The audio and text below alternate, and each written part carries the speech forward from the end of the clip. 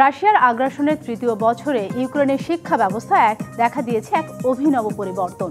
শিক্ষার্থীদের নিরাপত্তা নিশ্চিত করতে শুরু হয়েছে ভূগর্ভস্থ স্কুলে পাঠদান। প্রায় 17,000 শিক্ষার্থী নতুন শিক্ষাবর্ষ শুরু করেছে এই বিশেষভাবে নির্মিত সাবটেরিয়ান ক্লাসরুমে। এ চিত্র যুদ্ধবিধ্বস্ত ইউক্রেনের। খার্কিভের শিশুরা সেপ্টেম্বরের নতুন শিক্ষাবর্ষে স্কুল শুরু করেছে, তবে চিরাচরিত সেই স্কুল কম্পাউন্ডটি তাদের নেই। শিক্ষা কার্যক্রম চলছে মাটির নিচে 3তলা ভবনের নিচতলায়।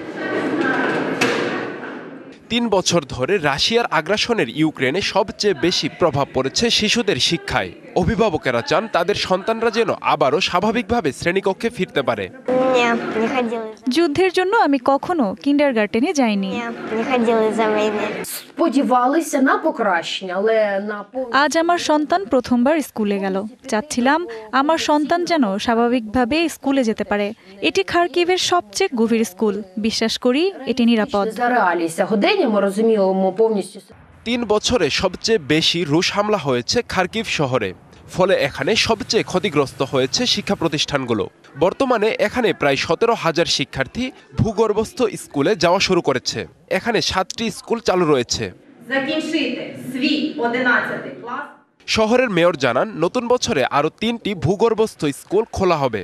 এছাড়া মেট্রোর 6টি স্টেশনকে শ্রেণীকক্ষে পরিণত করা হয়েছে।